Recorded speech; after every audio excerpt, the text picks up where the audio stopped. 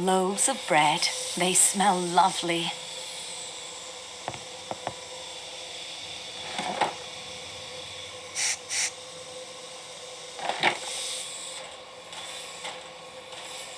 I believe they are sacks of flour, good for thickening sauces. And judging by last night's sauce, Klaus will get through both sacks before the trip is through.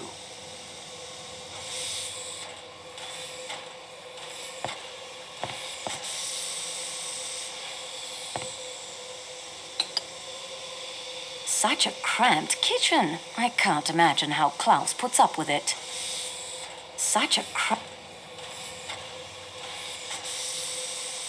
An empty bottle of olive oil and one that looks like it contained vinegar.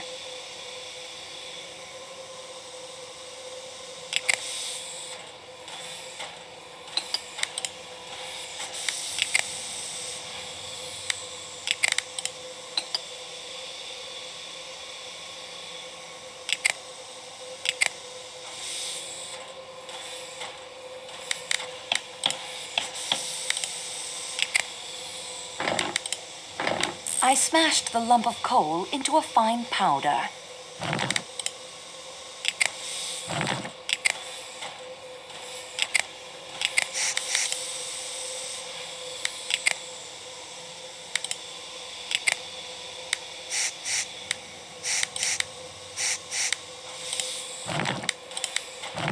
Formidable.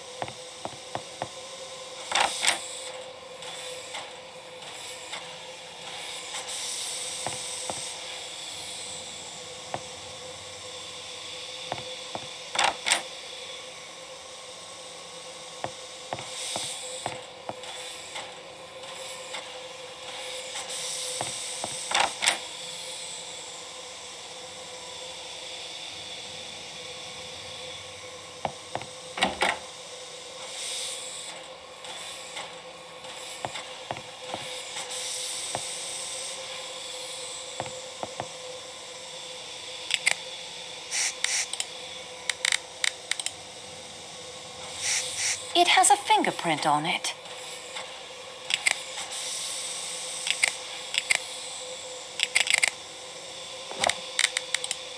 There's nothing to attach them to yet.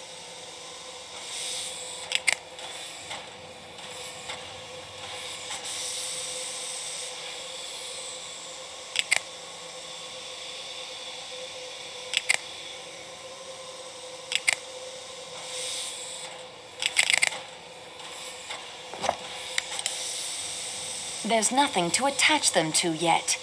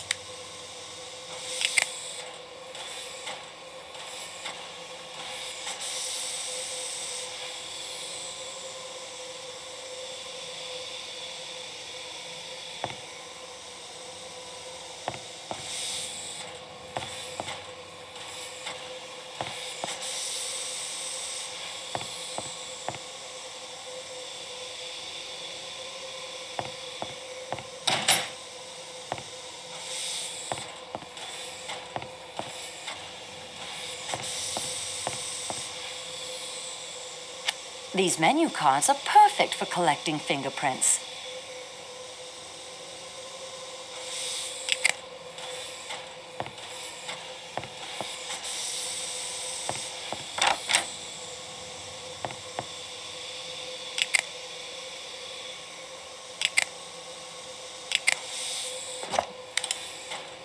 I obtained a clear print and have filed it.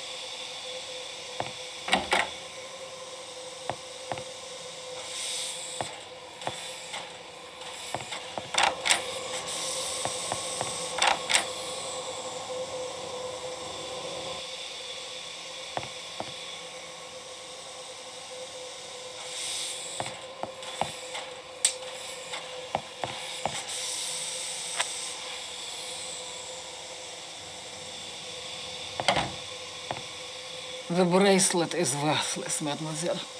It is copper only. I bought it outside the train station in Istanbul for my arthritis. Take it if you like. I'm very sorry, Your Highness. I realize how this must look, but I'm only doing the job assigned me. I promise I'll return it to you, if I can. Ah, then I expect you would like to interrogate me. I believe that is the correct term. If I may. But of course, I am suspect just as anyone in the galley coach must be. I am ready for the third degree. I have borrowed your passport, Your Highness. I noticed that as well. Natalia Dragomirov, 17 Avenue Kleber, Paris. You are traveling home from Istanbul, madame? Yes. I have been staying at the Austrian embassy. My maid is with me, as you saw in the marketplace. Could you give me a brief account of your movements last evening? Nothing could be simpler. After dinner, Schmidt, my maid, read to me. We were interrupted by the train stopping to avoid the avalanche. Then she read aloud to me some more, till quite late. Can you give me an idea of the time? If I were to guess, I would say it was 1:30. Has your maid been with you long? 15 years. Do you consider her trustworthy? Absolutely. Her people come from an estate of my late husband's in Germany.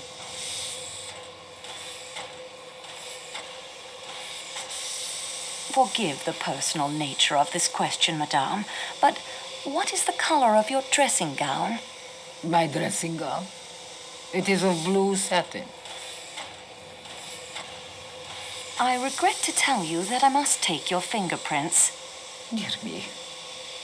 With typewriting ribbon? Have you something I may clean my hands with afterwards? I have some paper napkins. Thank you, mademoiselle. Those should suit admirably.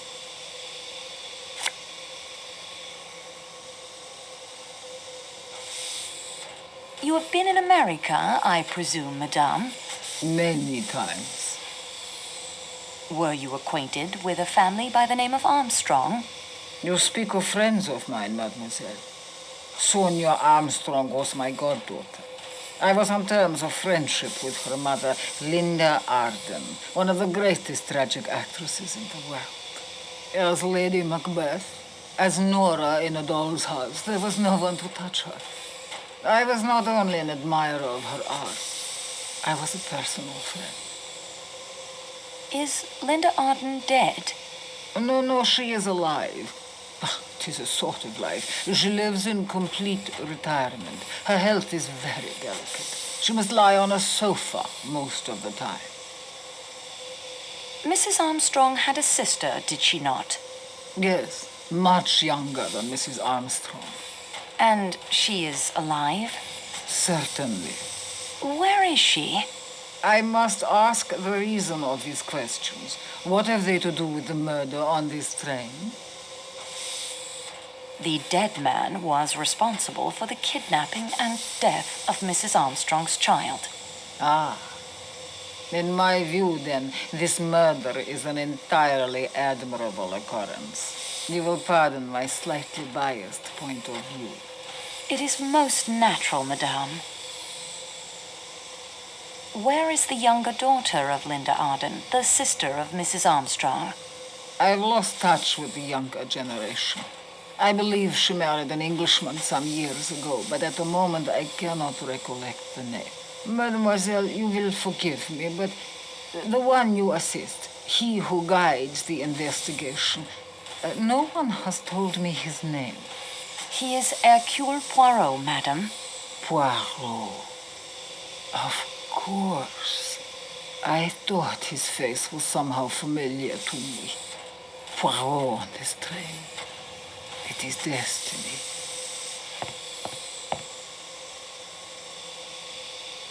Cassetti? That monster? On this very train? And Poirot as well? Oh, we are but puppets of destiny. I've already...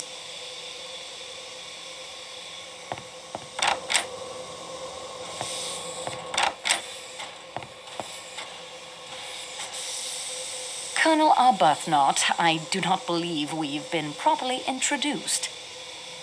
I expect the formalities must be winked at in a case like this, mademoiselle. The attendant told me you are acting on the Frog detective's behalf. I am the Frog, monsieur.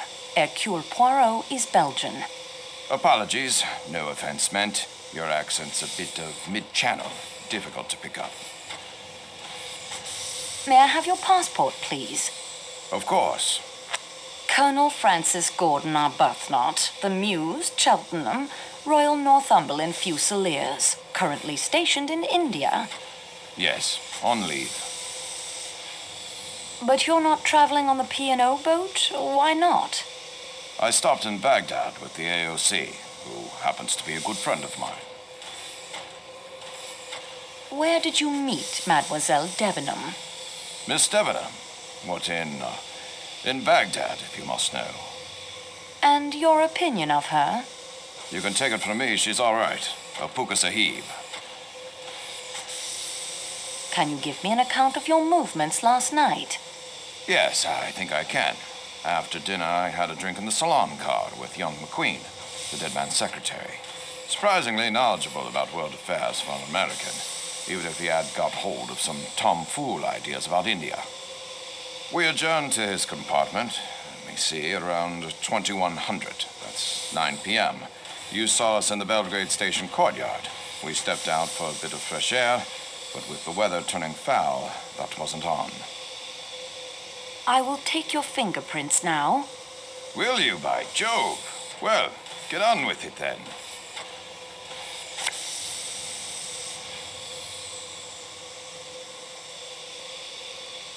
What do you and Monsieur McQueen smoke?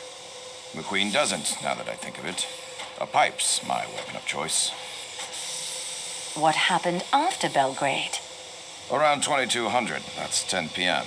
Ratchett's valet came to fetch him for his employer. He went off for a while.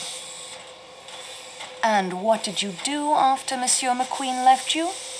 Well, I went back to the salon car for a nightcap, didn't I? I was heading to my compartment when I ran into McQueen. Went off back to his room again to continue the natter. I put him straight on India. Learned a bit about the American stock market. Bloody fool's game, if you ask me. Oh, pardon that is to say, my language.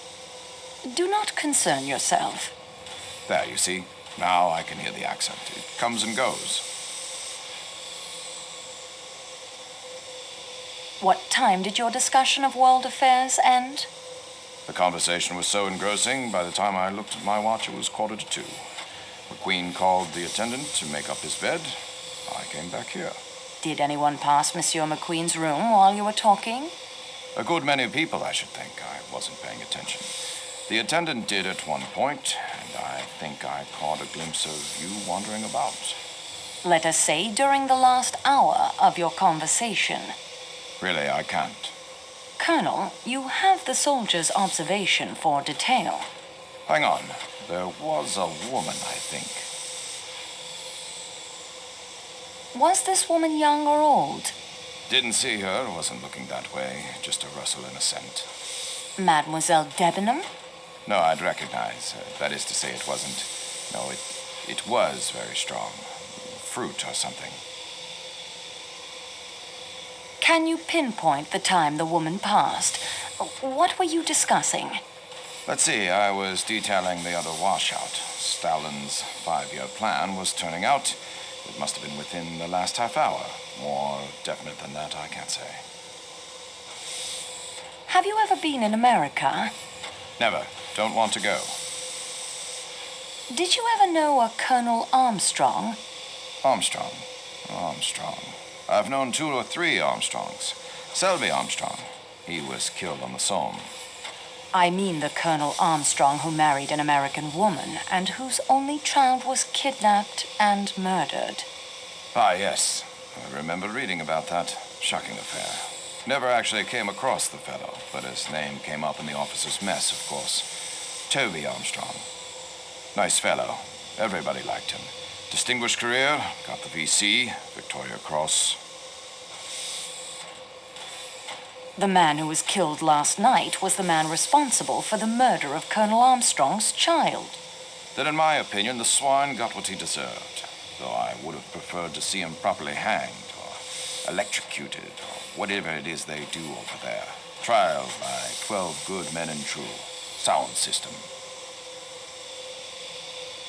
Anything you can recall from last night that strikes you as suspicious? There was one odd thing. Yes? As I got back to my compartment, I noticed that the door of the one beyond mine, number 16, it wasn't quite closed. The chap inside peered out in a rather furtive sort of way, then quickly pulled the door. Probably nothing in it, but you know what it is. Early hours of the morning, everything very still. The thing had a sinister look, like a detective story. Thank you, Colonel Arbuthnot. Not at all. Now, if you don't mind, I think I'll pop along to the salon car. Don't let me keep you. You mean to say you intend to stay in my compartment? Yes. And search through my belongings? I'm sorry, but I really must. But it just isn't. That's bloody irregular. Pardon my French.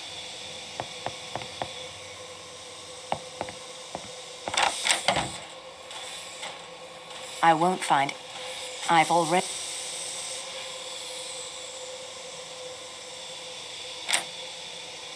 I can't see...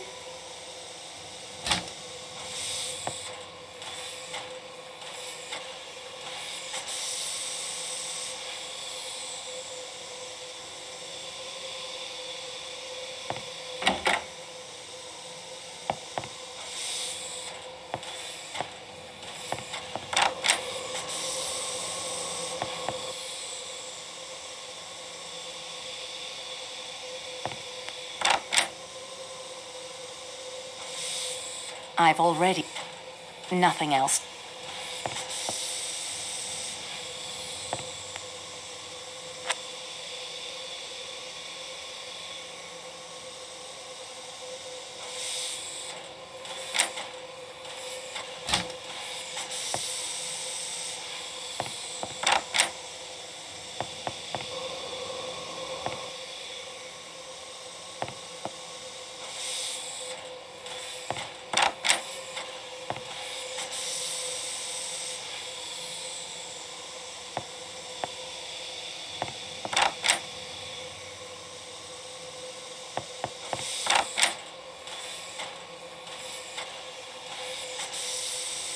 I've already... I won't find... Before I go, there was something else. I would like to take your fingerprints. Would you really? Say, that's swell. I mean, of course. Of course you can.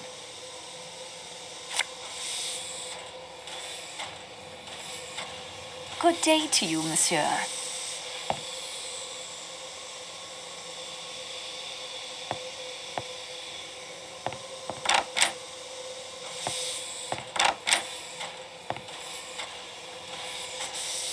Before I go, there was something else. I'd like to take your fingerprints. That's a rather messy procedure, isn't it? Do you have something I might wipe my hands on afterwards? Yes, I do. Napkins? A wet cloth was beyond your capabilities? Well, I suppose they will have to do. Thank you.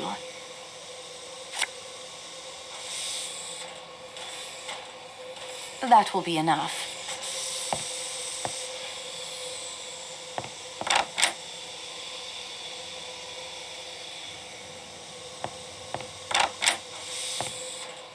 Before I go, there was something else. I would like to fingerprint you, if you must.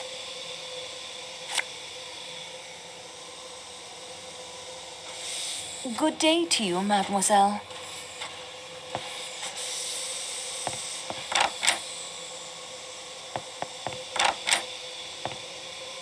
Something has occurred to me since I left you. I would like to fingerprint you. But of what am I accused?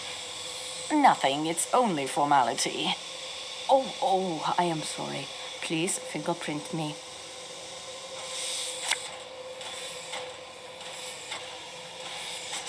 Good day to you, mademoiselle.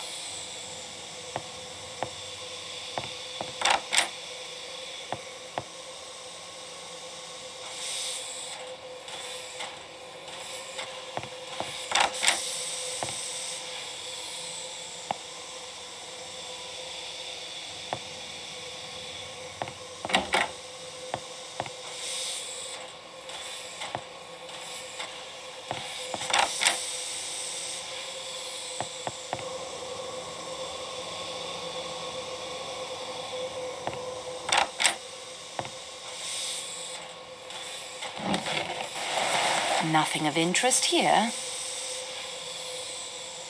HMK. I won't find... I won't find...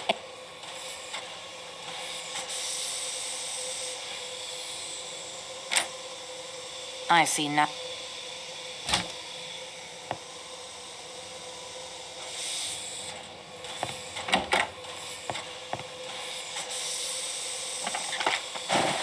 Nothing to find, nothing else to see. I've already...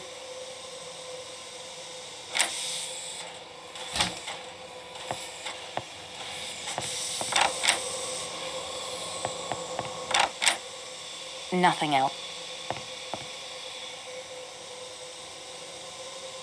I think Monsieur Poirot is very...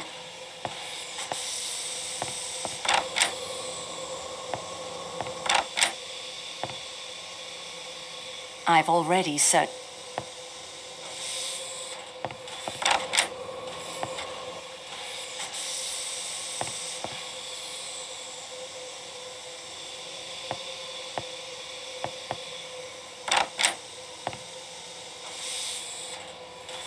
I won't find...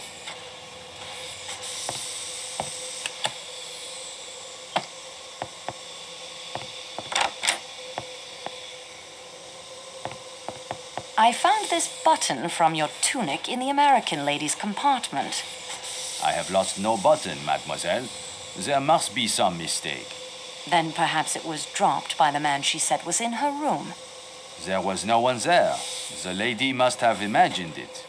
I need to ask you some questions about Monsieur Ratchett's death. But of course, Mademoiselle Marceau, I will do anything I can to help.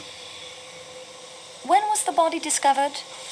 The valet of Monsieur Ratchett, he tapped several times at the door this morning. There was no answer. Then, half an hour ago, Lucien, the waiter, came. He wanted to know if Monsieur was taking déjeuner. It was 11 o'clock, you comprehend. Continue. I opened the door for him with my pass key. But there is a chain, too, and that is fastened. There is no answer, and it is very still in there, and so cold. The window open, I borrow the engineer's hammer, and break the chain, and go in. Monsieur Ratchett was... it was terrible. The chain was fastened. It must have been suicide? I'm sorry, Michel. A person does not commit suicide by stabbing himself 12 times. No, I suppose not. Did anyone call for you last night after we spoke?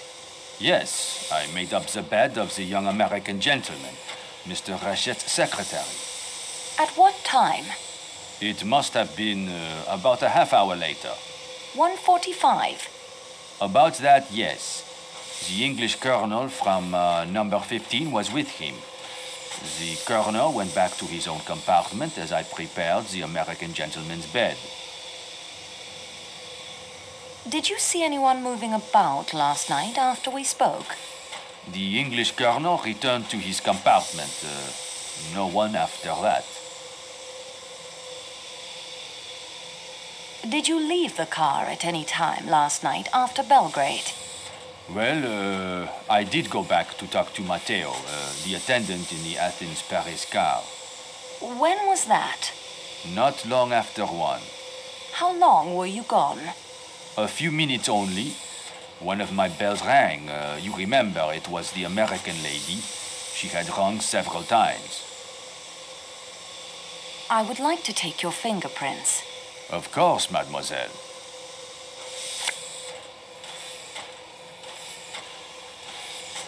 This will mean so much trouble for the Express.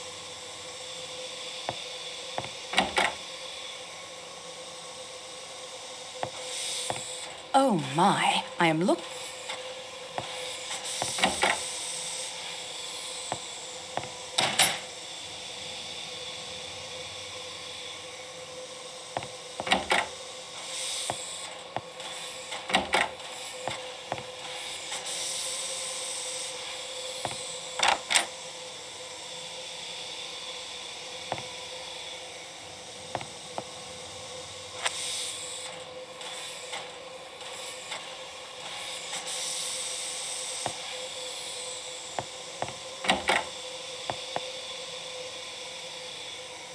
Nothing of in...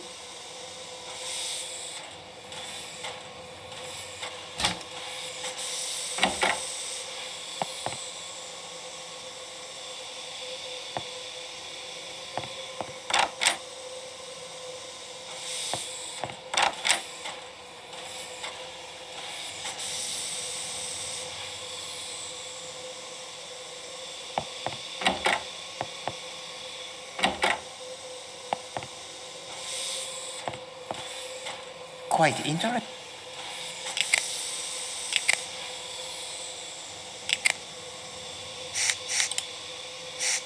A fingerprint.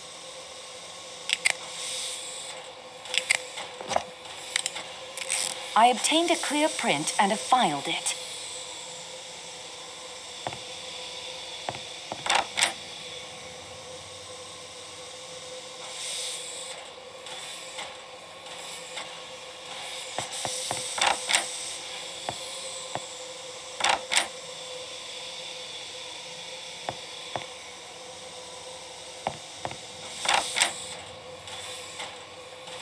I've already...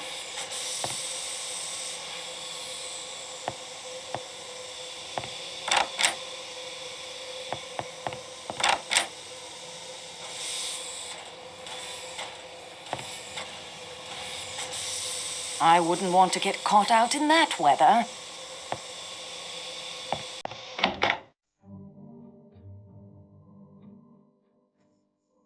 I'll take that key, Mr. Hardman.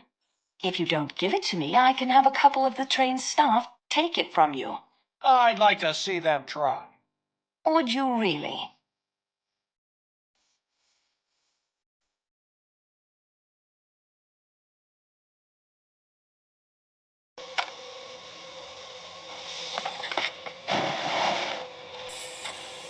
Pierre Michel's passport and an old photograph. I'll just borrow both of them. I've already... What were you doing going through Michel's belongings? Your job? You know I'm assisting Monsieur Poirot. Sure. Begin the interrogation. What is your profession? I'm a salesman. Typewriting ribbons. Do you always travel first class, Monsieur Hartman? Sure. The firm pays my traveling expenses. Where is your destination? Paris. And from there? New York. What can you tell me about the murder? Nothing at all. That is a pity. What were you doing outside Monsieur Ratchett's window? Okay, there were footprints there. Man's shoe, but not a large one. Size 7, maybe. I followed the tracks, then it looked like whoever made them put on some snowshoes and headed out over that deep snow near the back of the train. I would like to take your fingerprints. I guess it's okay.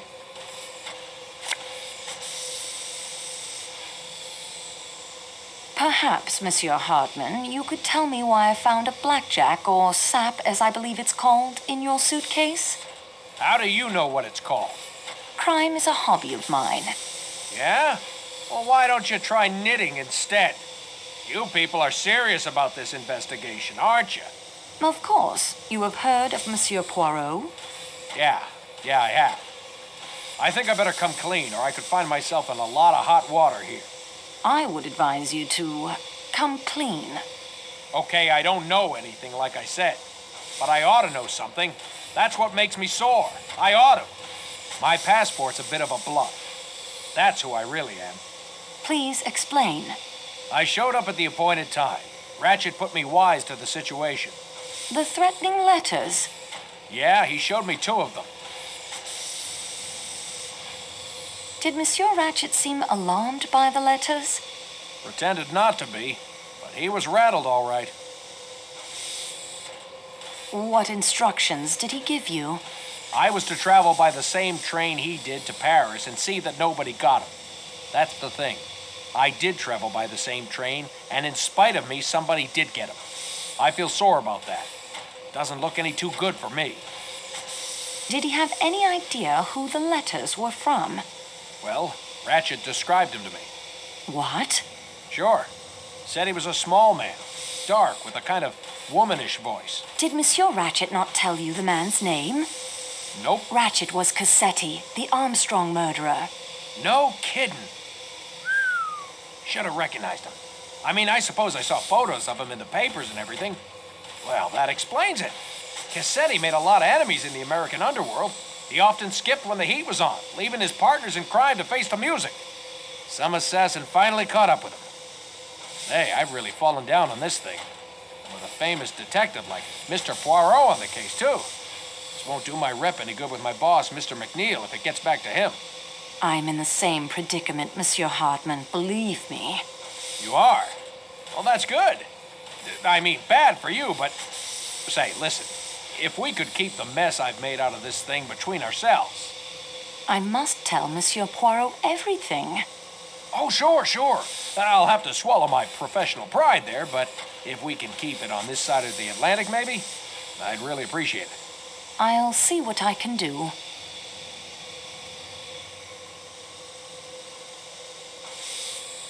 Do you know anyone connected with the Armstrong case who matches the description Monsieur Ratchett gave you?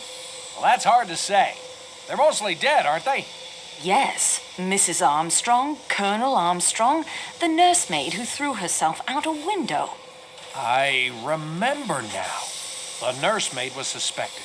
She killed herself even though she was eventually cleared. Are you all right? Yeah, I'm okay. Snow is very bright. So, yeah, that nursemaid was a foreigner, I think. Maybe she had some foreign relations or something. But that wasn't the first time Cassetti had run that kidnapping stunt. I bet there are lots of people had it in for him. Please tell me your movements after dinner last night. I played some cards with that Italian guy at the front on the coach. Then when people started turning in, I went back to my room. Stayed up all night. Had my door a bit ajar so I could keep watch. But nobody could see me. You get it? I understand how it is done, yes. Could you see the attendant from that position? Sure. He sits on that little seat right past my room. Can you describe his movements? Let's see. He answered a couple of bells after the snow stopped us. Went back into the rear coach for 10 minutes or so. Then there was a bell ringing like mad, and he came running back. I got a bit nervous over that, but it was just that talkative American dame raising hell about something or other. Bit later, he headed off to make somebody's bed up. Then he settled in. Did you see anyone moving up and down the passage? Nope. Is there anyone on the train who can confirm your identity? My credentials are taped to the bottom of the table in my compartment along with my real passport. I'm sure you can find them. Do you smoke, Monsieur Hartman? Sure. I've got some cigarettes in my room. Come on by this evening after things quiet down. I can be far more entertaining than that mouse of a woman in your room. No, thank you. Au revoir, monsieur.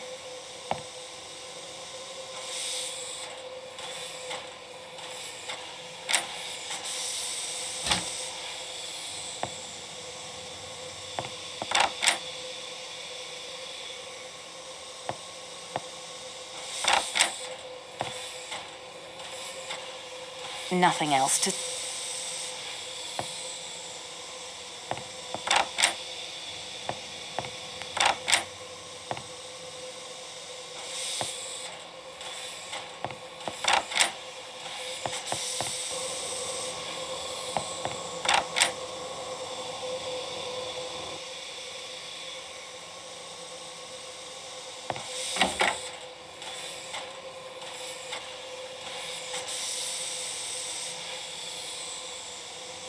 I've already...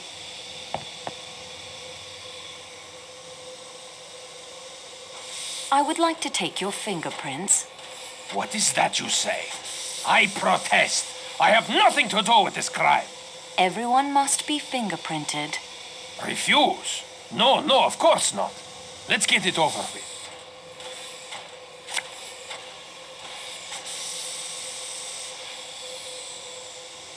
I don't think he's in...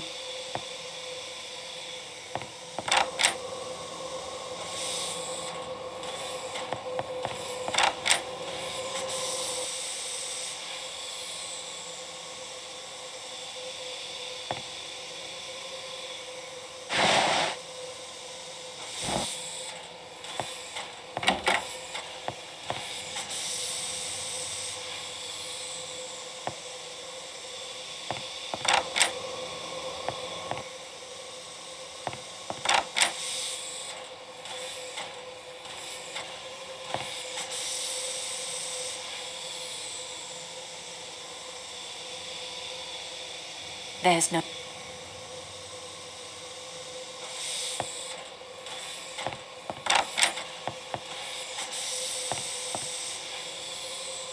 Do you have a plan to the Athens-Paris coach? Si, señorita. Which rooms are occupied in this car? The Greek doctor is the only passenger. He is in room 13. I have taken room 15 there to sleep in, and room 16 for my equipment. I hope it is all right. Pierre Michel is using room 11, the chef de cuisine is in 9, Lucien the waiter is in 1-2, the engineer is resting in 10 when not attending to the boiler, the fireman rests in 3-4. What equipment? I am a ham radio operator. Usually I carry the equipment in the baggage car. There is no time to use it when I'm on duty, and anyway, no power. But when we were stopped so suddenly, I thought to check it and found my telegraph key destroyed. I don't understand it. It was packed carefully. I brought the rest here to my room to keep it safe. Did anyone pass between this car and the Calais coach last night? Only Pierre. He came through and we talked for a few minutes about the snow and what it will do to the schedule. When was this? Sometime after 1 a.m. A few minutes only. We talked for 10 minutes or so. Then Michel fancied he heard a bell. He opened the doors between the two coaches and we both heard it plainly. A bell, ringing repeatedly. Michel ran to answer it. You boarded the train in Belgrade? Si, señorita. Why were you so late? Your passenger must have boarded by himself, and you yourself almost missed the train. But this is not so. I was preparing my car as it was being attached. I myself welcomed the Greek doctor and showed him to compartment 13. I would like to fingerprint you. I, señorita? Everyone. Oh, then, si. See, I will submit.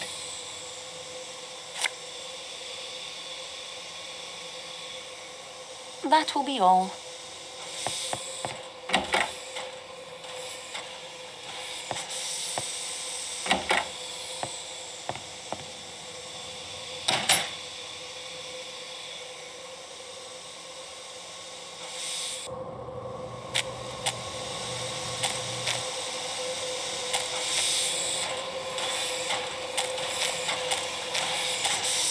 I would like to fingerprint you. Eğer mecbursan.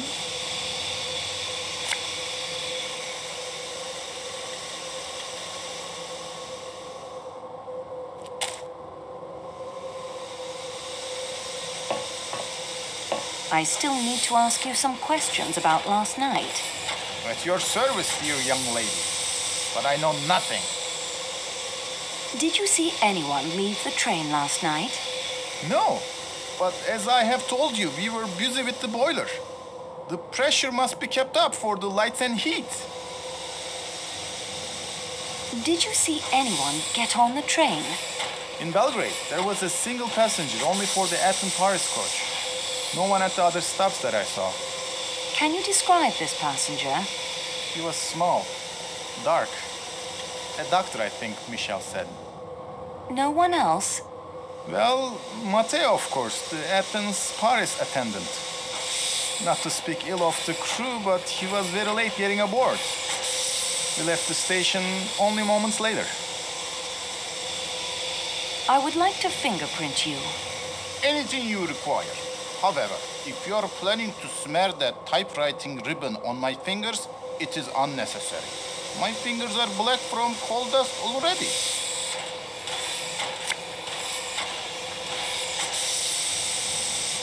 That will be enough, Tayyip. I already...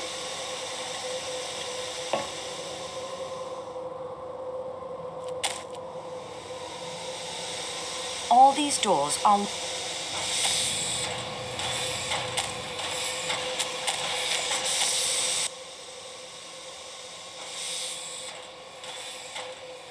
I've already... Nothing else to see.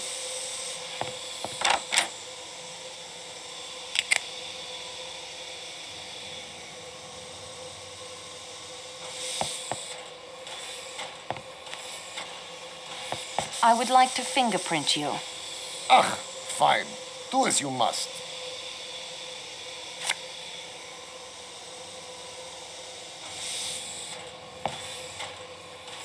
No talk.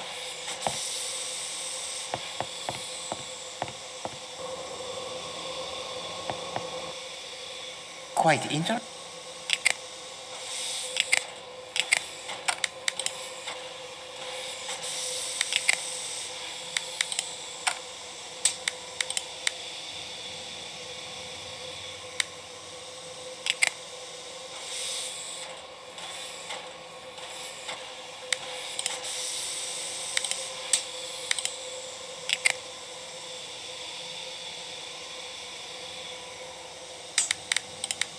The copper bracelet is now straight with a hooked end.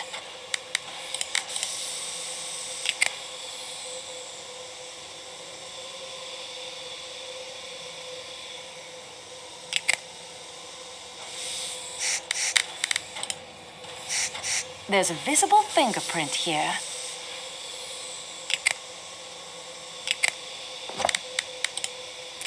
I obtained a clear print and have filed it.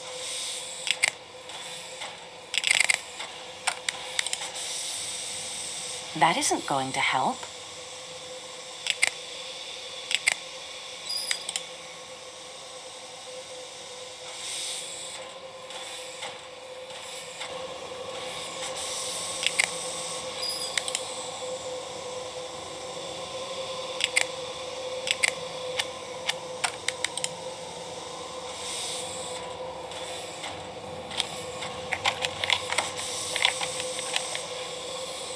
The key worked.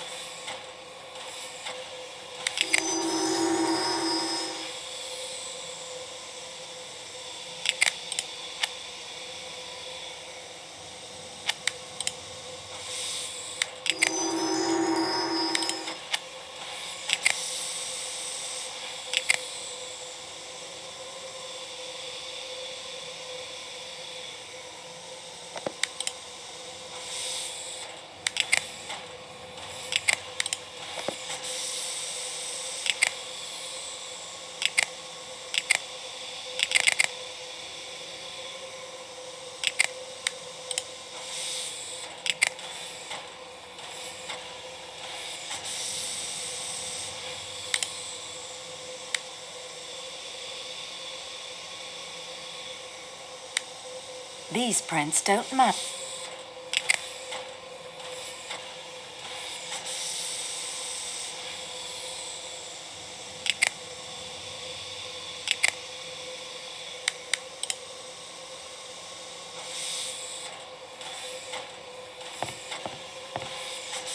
Well, what do we have here?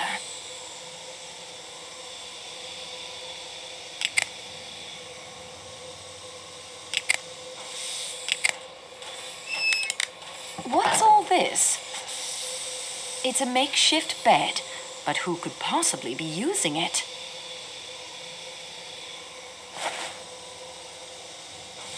It looks like someone had a meal here recently. It looks like someone had a crime et punition, géographie européenne, introduction à la science. Interesting selection. Quite interesting.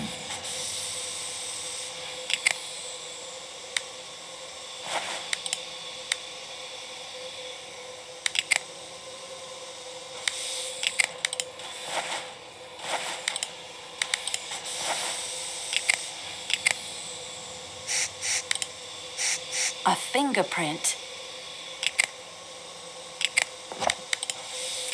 I obtained a clear print and have filed it. It's a makeshift. I'd better put the lid back on for appearances.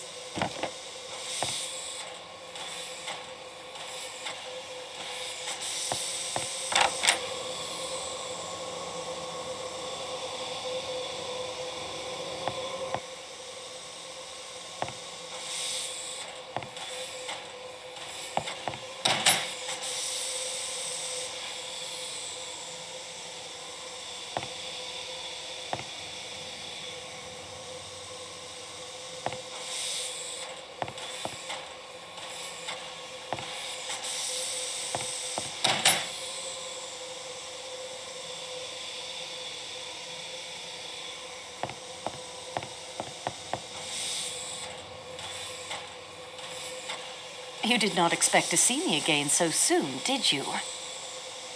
I'd like to take your fingerprints. How very enterprising of you. How do we proceed? I have some typewriter ribbon. Splendid. This is all rather exciting.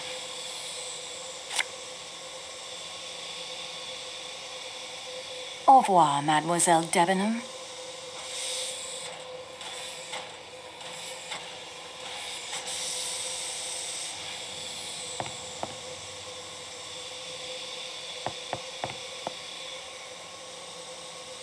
You did not expect to see me again so soon, did you? May I take your fingerprints? Yes.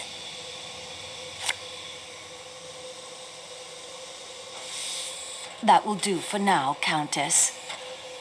Hello, I'm afraid I'm back again. I'd like to take your fingerprints. Whatever you need to do, I will be happy to cooperate.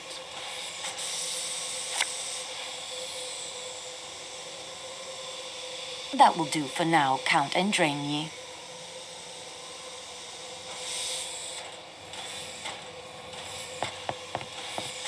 Have you enjoyed rummaging around in my room? I would like to fingerprint you. What do you have there? A typewriter ribbon? You're going to smear ink from that on my fingers? That was my intention. And how do you plan to clean that mess off afterwards? I have something to clean your hands with. Cocktail napkins? Good gracious, sweetie. What kind of fleabag investigation are you conducting here anyway? I appreciate your cooperation.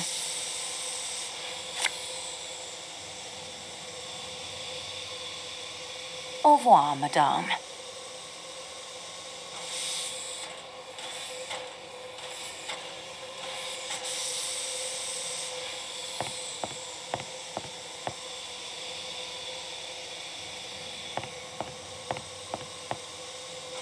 I'd like to talk to you again, if you don't mind.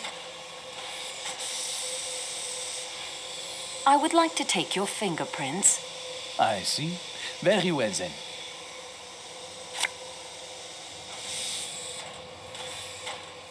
That will be enough.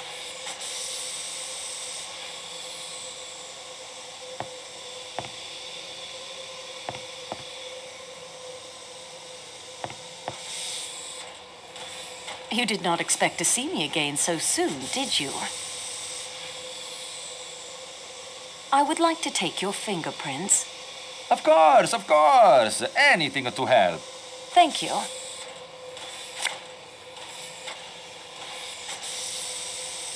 Thank you, Monsieur Foscarelli.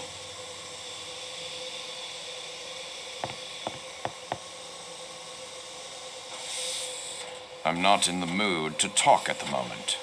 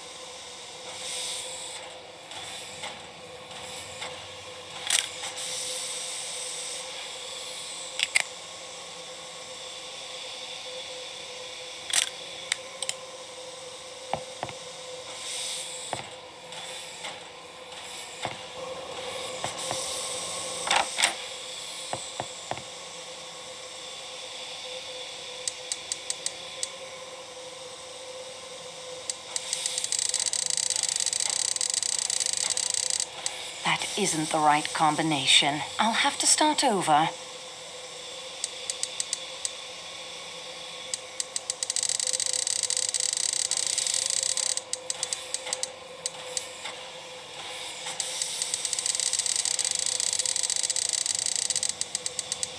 I think I heard a click. It's open. I'll put this into my scrapbook so I can take a closer look at it later.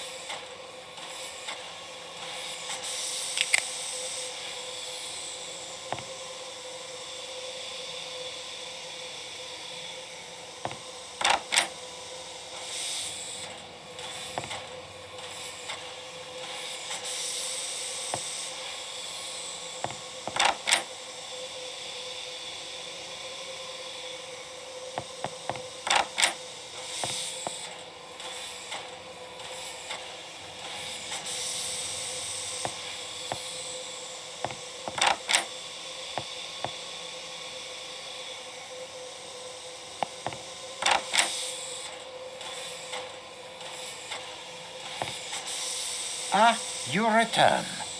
Is there more to report to me, mademoiselle? His lady seems to overemphasize meat details. The butcher, speaking, tries to even more complimentary than usual today. Worse than avalanches and murder. Beyond potato. Why does it not surprise me? What do you know of Carter's movements right now? And that is everything I have discovered so far. We progress, mademoiselle. Now, let us see what we can learn.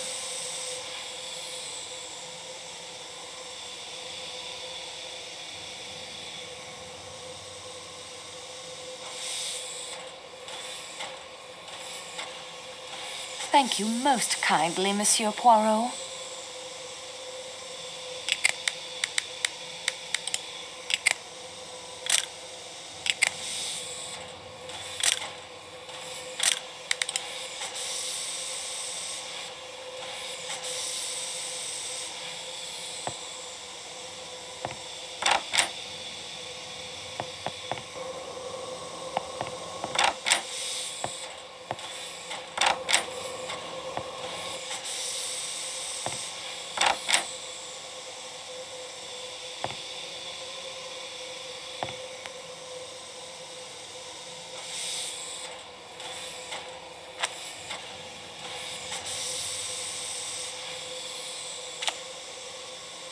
I'll put this into my scrapbook so I can take a closer look at it later.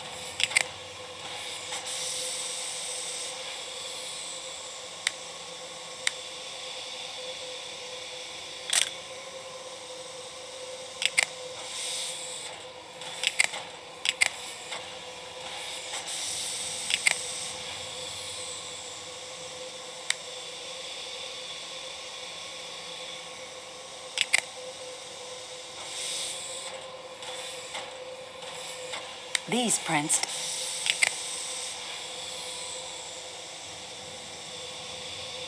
These prints...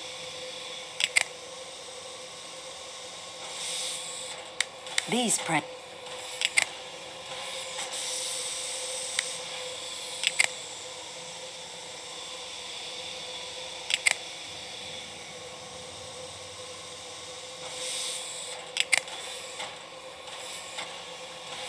These prints...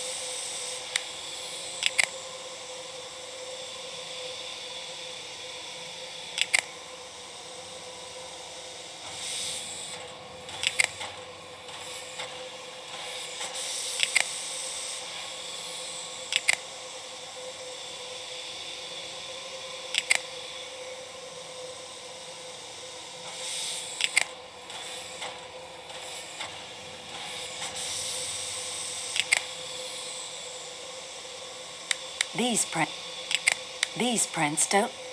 These prints don't match. These prints... These prints... These prints... These prints... These prints... The prints match.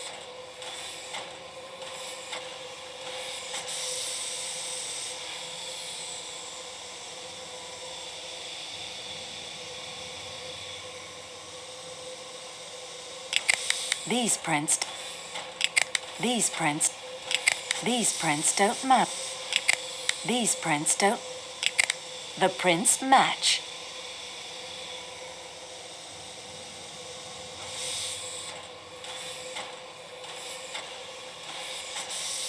These prints don't. These prints don't.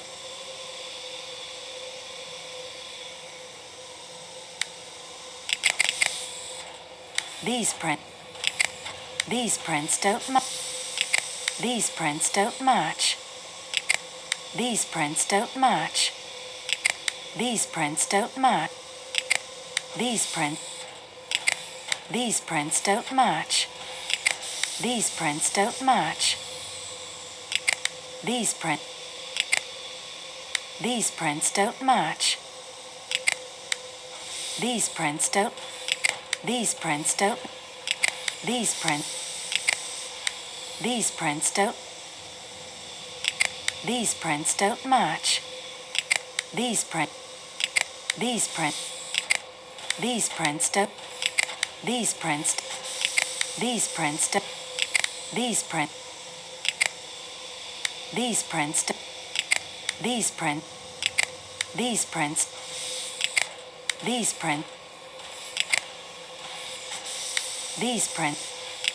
These prints don't. The prints match.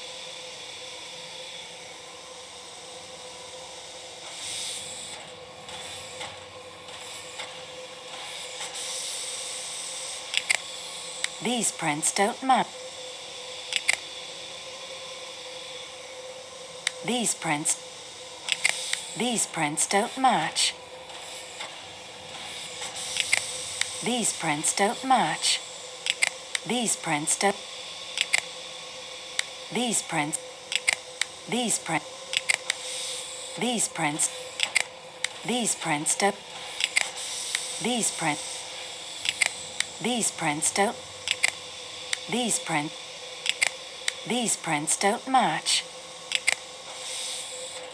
These prints don't. These prints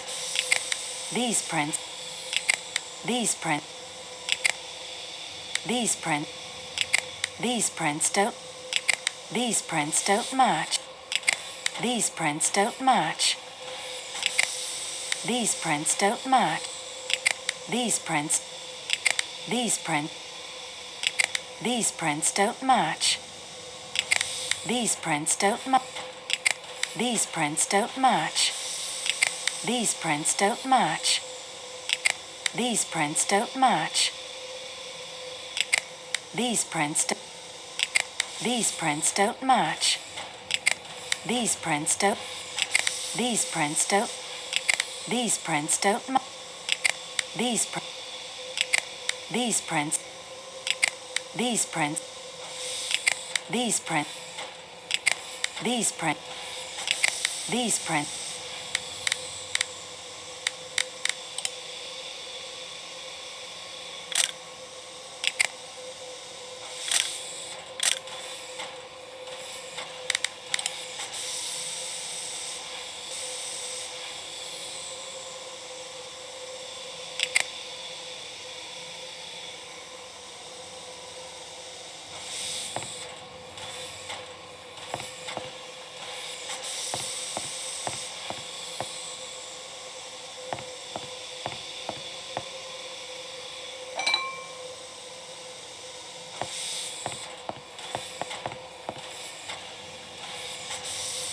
those cabinets.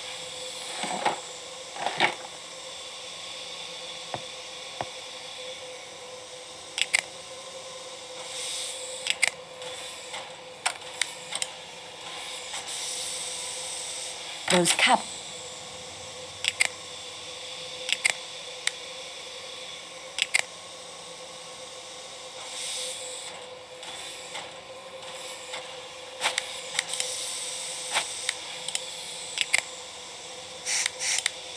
Something is wrong here.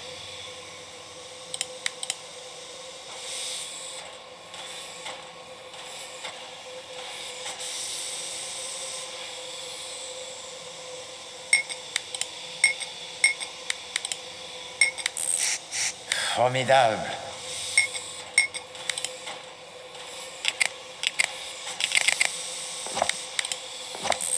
I obtained a clear print and have filed it.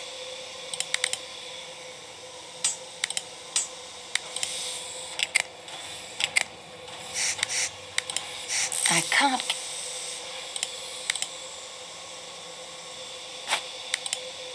This does.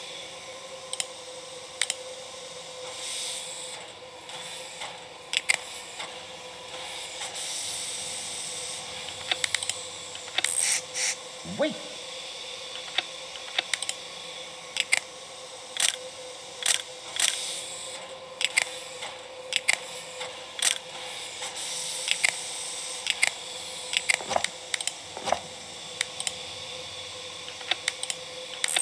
I obtained a clear print and have filed it.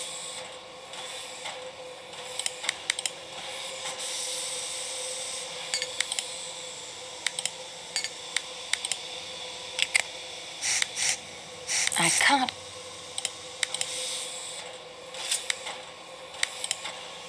Those don't work.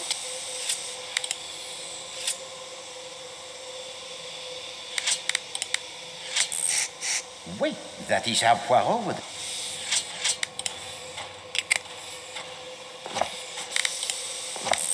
I obtained a clear print and have filed it.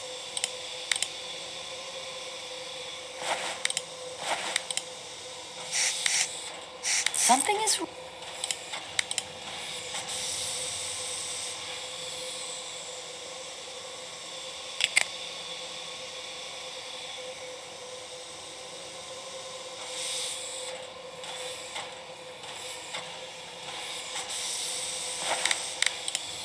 Those don't.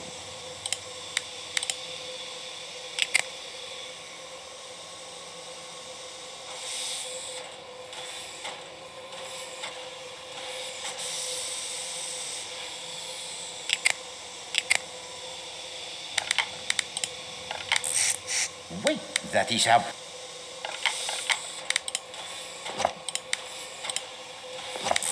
I obtained a clear print and...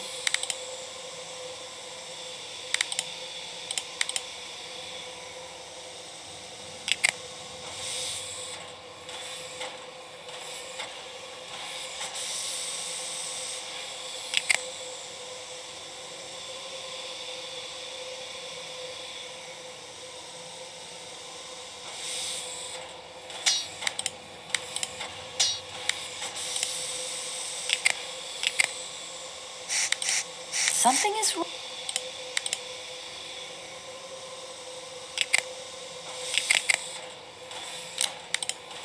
This doesn't seem...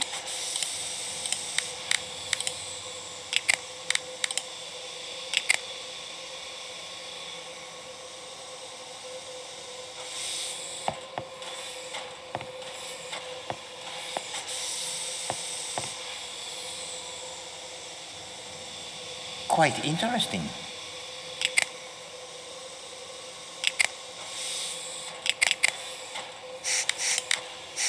It has a fingerprint on it. I obtained a clear print and have filed it.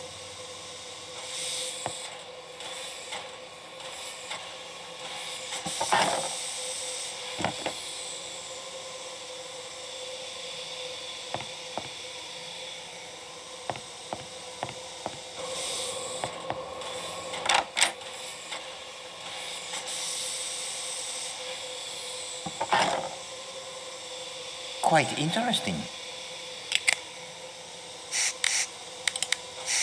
A fingerprint. I obtained a clear print and have filed it.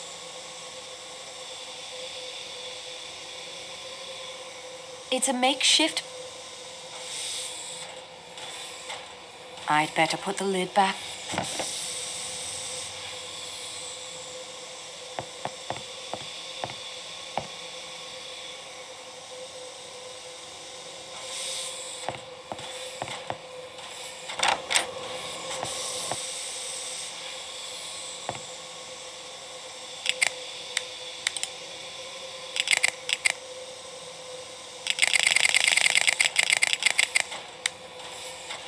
These prints don't match.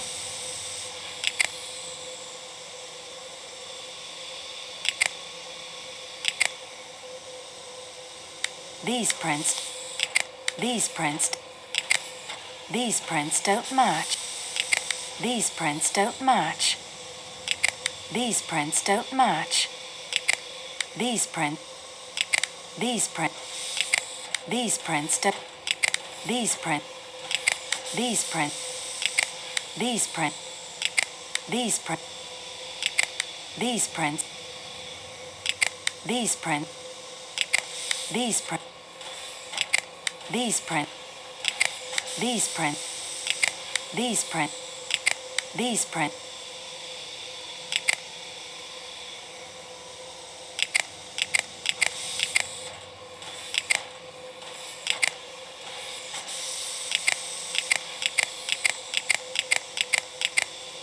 these prints the prints match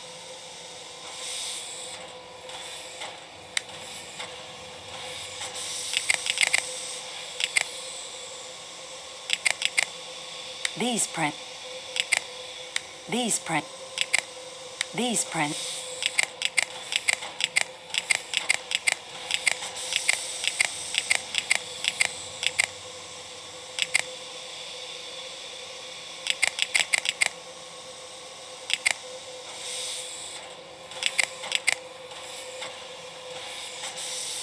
these prints don't match these prints don't match these print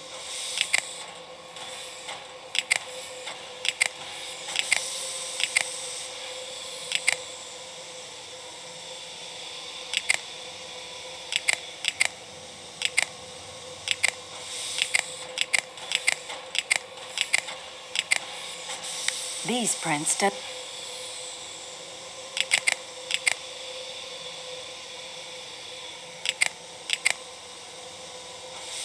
these print these print these prints don't these prints don't match these print these print these prints don't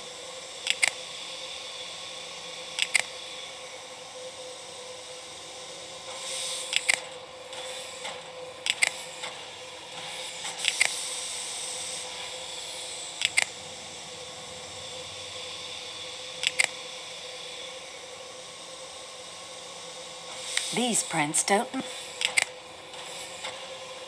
these prints don't match these print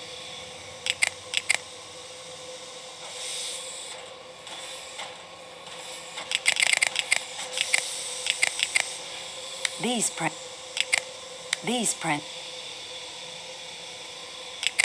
these prints don't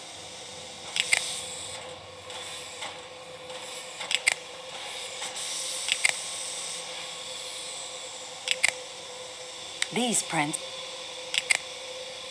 the prints match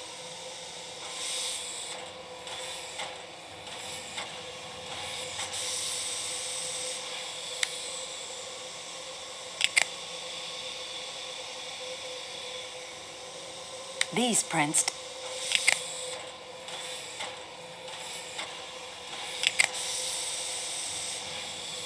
these prints don't match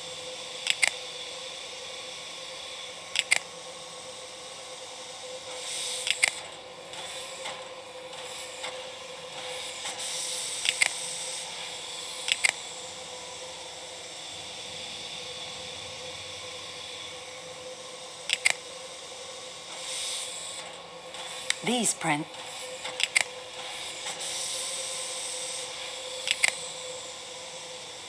these prints don't match these prints don't match these prints don't match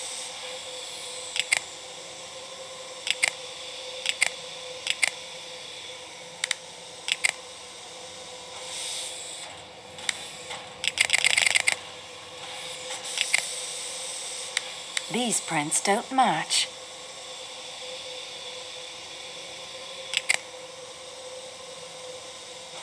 the prints match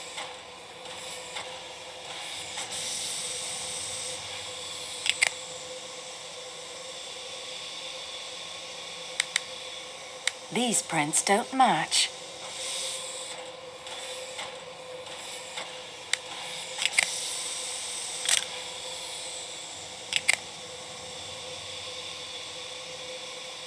These prints.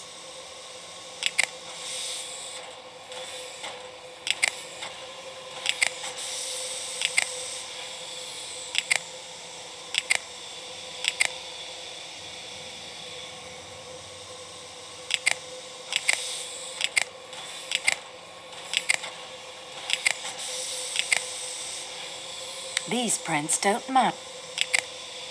These prints don't. These prints don't. These prints don't match. These prints don't match. The prints match.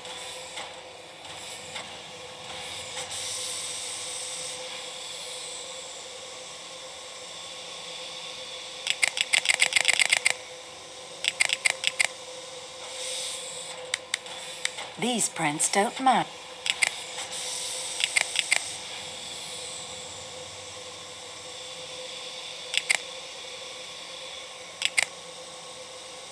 These prints don't match.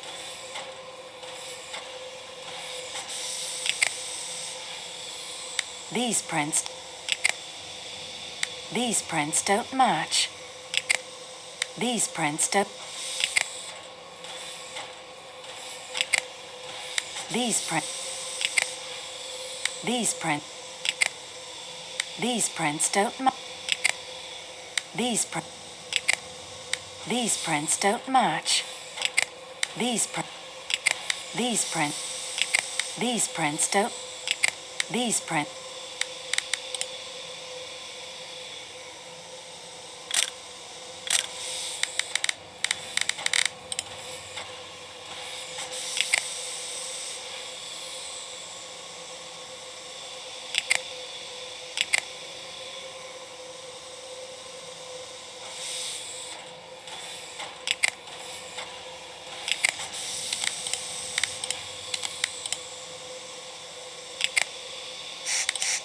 I can't get.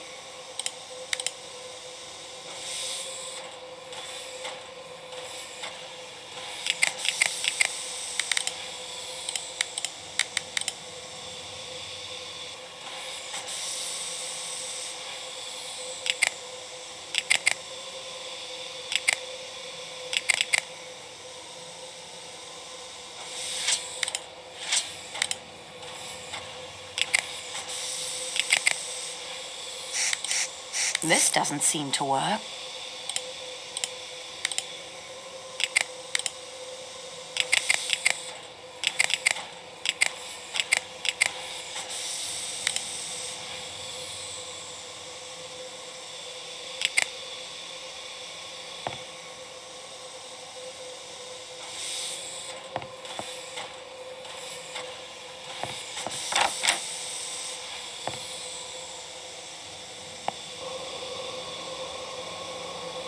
Quite interesting.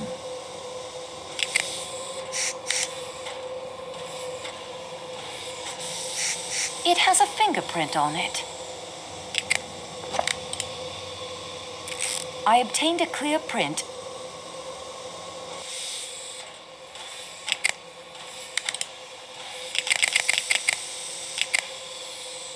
These prints don't match. These prints.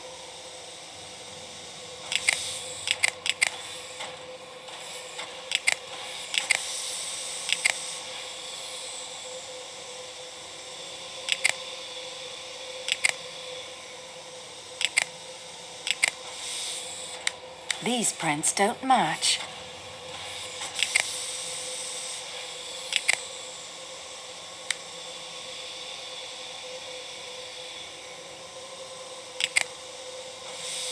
These prints don't. These prints don't. These prints don't. These prints don't. These prints don't. These prints. These prints. These prints don't... These print... These print... These print... These print... These print... These print... These print... These print... The prints match.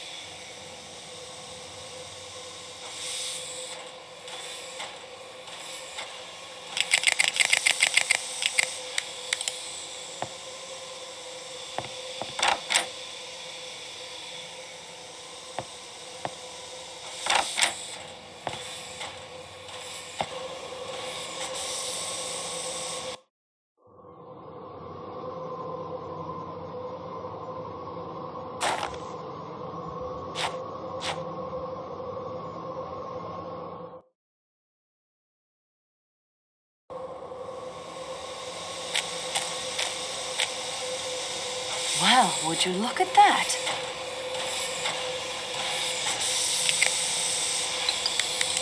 Excellent. Like the hand in the glove.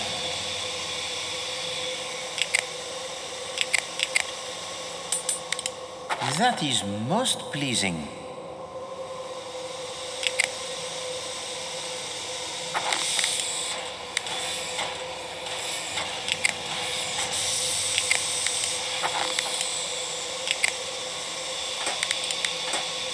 Oui, that is how Poirot would have done it.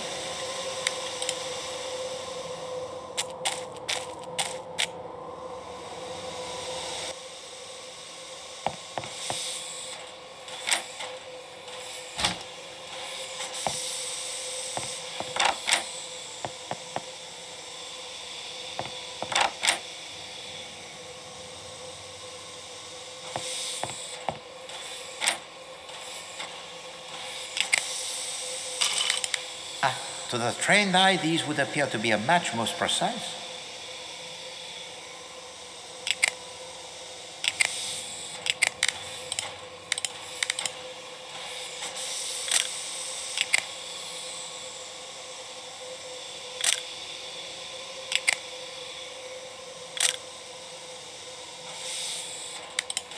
I can't see any...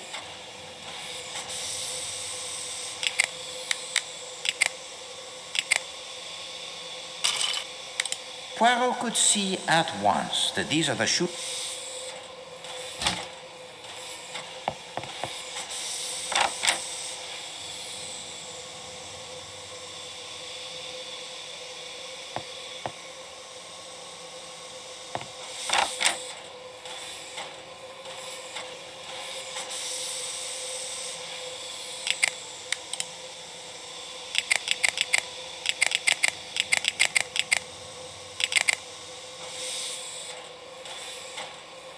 The prints match.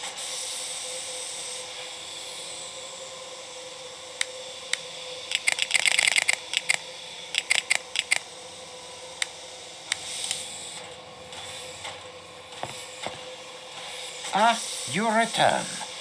Is there more to report to me, mademoiselle? His menu seems to overemphasize meat details. The butcher, seafood, pricing even more fundamental than usual food. Worse than avalanches and murder. Beyond potatoes. Why does it not surprise me? What do you know of Price's movements last night? And that is everything I have discovered so far. We progress, mademoiselle. Now, let us see what we can learn. The timetable is very complete now. Oh, yes, it is essential to the understanding of the crime. Study it carefully. We have many alibis we can use to eliminate suspects. Yes, too many. Compare them all. Look for discrepancies. We must be certain that they do not leak the water. I believe I have collected all the passports. Très bien, mademoiselle. You have done well. I think I have secured all the fingerprints. Très bien, mademoiselle. You have done well.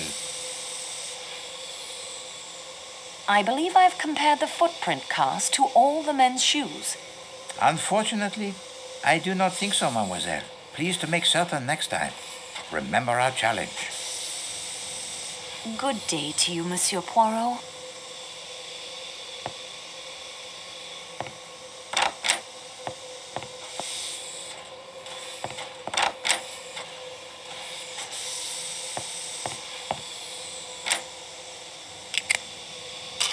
Poirot could see at once that these are the shoes of a man.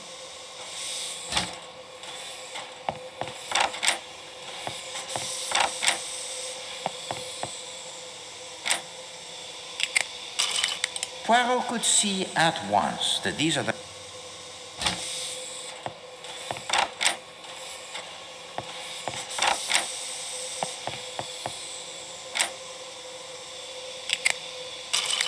Not a percent.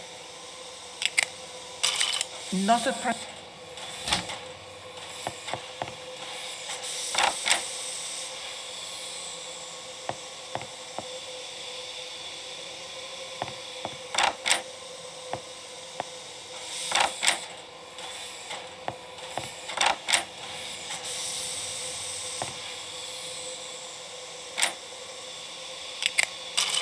Not a percent.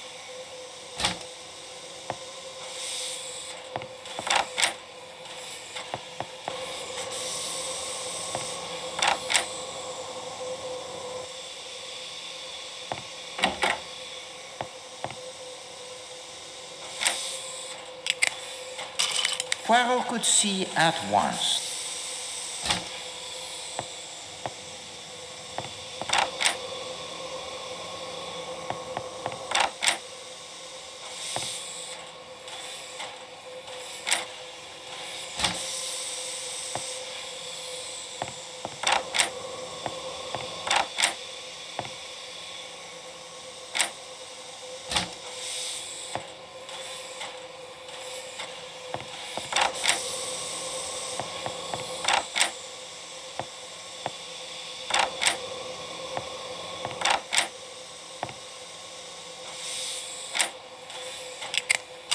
Poirot could see at...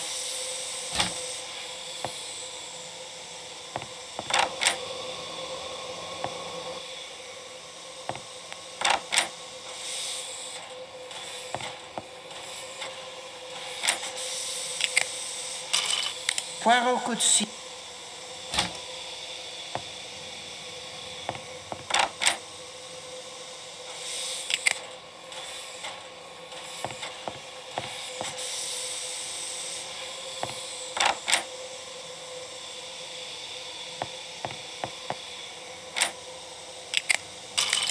Poirot could see...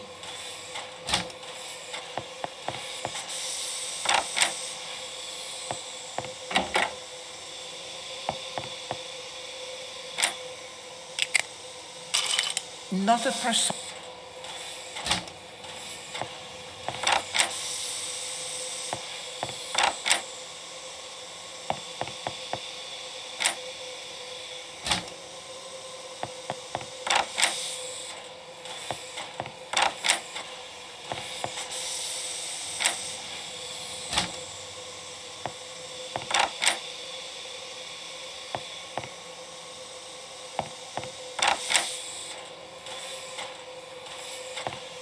Nothing else. Poirot could see at once.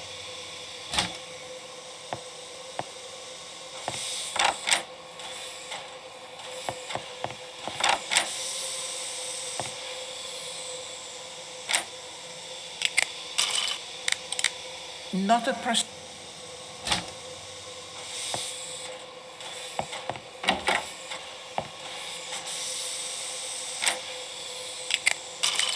Poirot could see...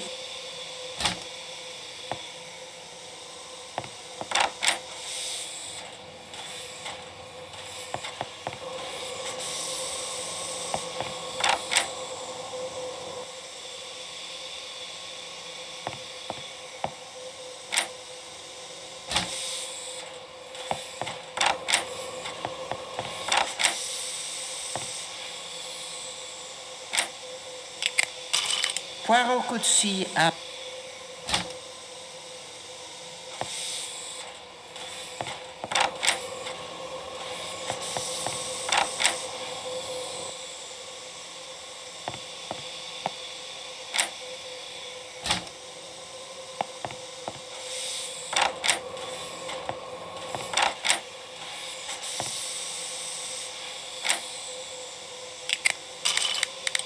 Poirot could see...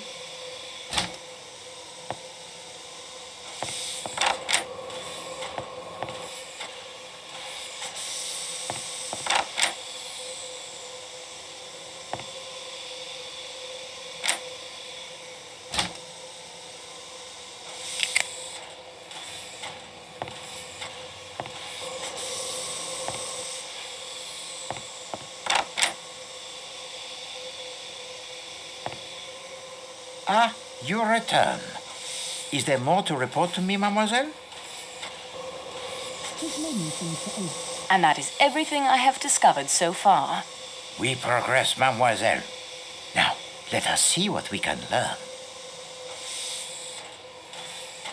I believe I've compared the footprint cast to all the men's shoes.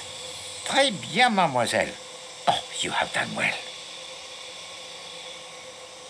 Madame Hubbard heard a woman in Monsieur Ratchett's room. Oui. And about the time you heard the noise and saw the woman in the scarlet kimono. So, does a woman speak to Monsieur Ratchett, murder him, drop a handkerchief with the letter H, then scurry off down the corridor in a scarlet kimono? Or does Madame Hubbard hallucinate a woman's voice as well as the man in her room?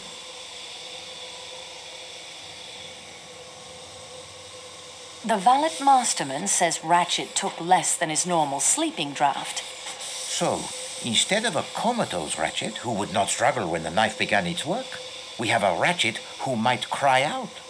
But after the cry, I heard Ratchett tell Michelle that there was nothing wrong. Monsieur McQueen saw the woman in the scarlet kimono. But not enough to identify her.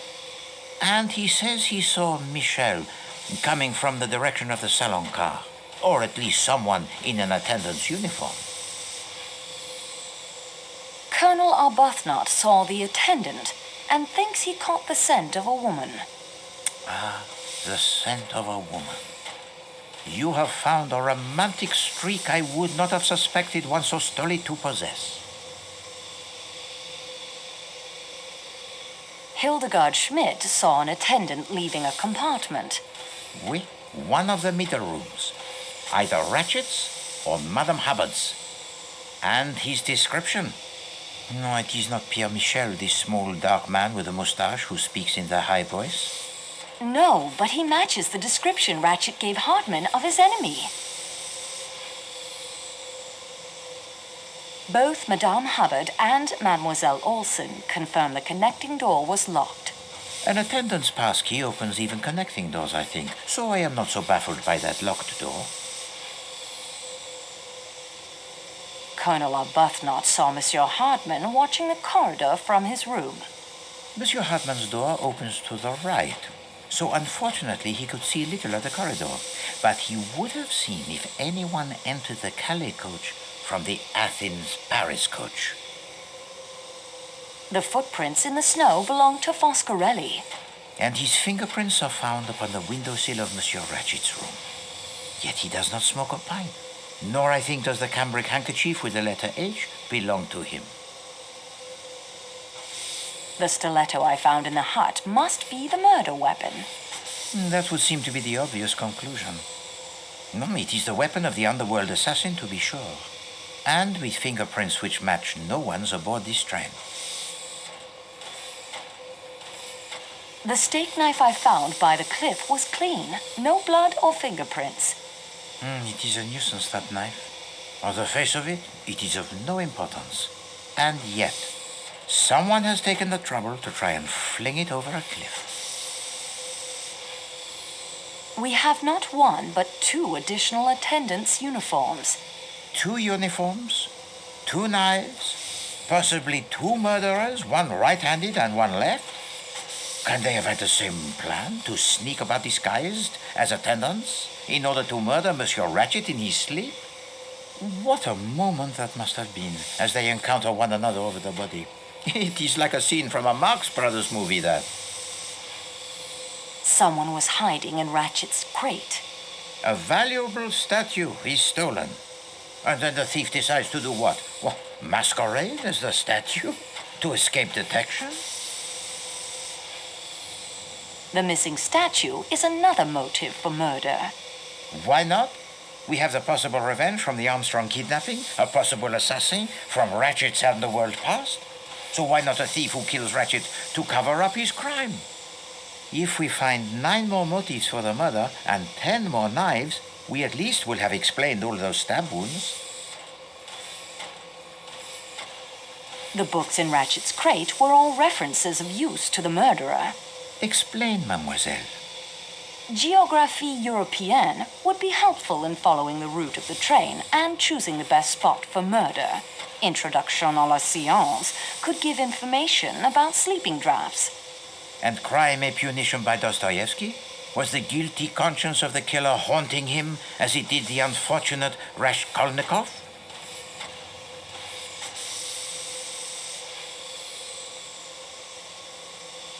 Mateo's fingerprints are on the padlock from the door of the hut. That padlock interests me. Why would Mateo have a key to a shepherd's hut in the middle of the mountains near the spot where he would have no idea the train would be stopped by an avalanche? Monsieur Poirot, you don't think the avalanche was caused deliberately? No, mademoiselle, I do not. There are enough fantastic elements to this crime already, without introducing the saboteurs. But then how could his fingerprints come to be on that hut? They were not on the hut, but on the padlock. Further investigation appears necessary on this point. The padlock was taken when Mateo's ham radio equipment was sabotaged. Someone has gone to great trouble, it seems, to direct suspicion upon this young man. Yet how can he have reached the Calais coach unobserved? Hardman's actions were very suspicious. And the key he discovers in Michel's clothing that opens the door to the security room in the baggage car is suspicious as well. McQueen is the son of the district attorney involved in the Armstrong case. Pardon, district attorney? What is that? Some sort of police official, I believe. Princess Dragomirov was Sonia Armstrong's godmother. Oui, it is coincidence, or something more? I have all the pieces. All that remains is for me to assemble them properly. Très bien, mademoiselle. You have done well. And so we advance in our investigations. It is obvious that our fellow passengers have not been entirely forthright. You have still not had the opportunity to search all of the compartments, and there are other mysteries still to be explained.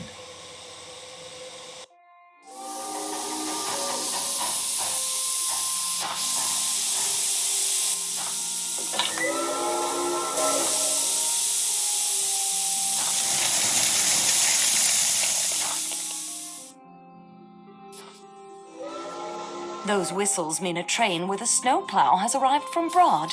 We should be on our way again in a very few hours. Can you see any clear path to the solution of the mystery, Monsieur Poirot? There is a path, certainement. How clear it is as yet I cannot say. And you?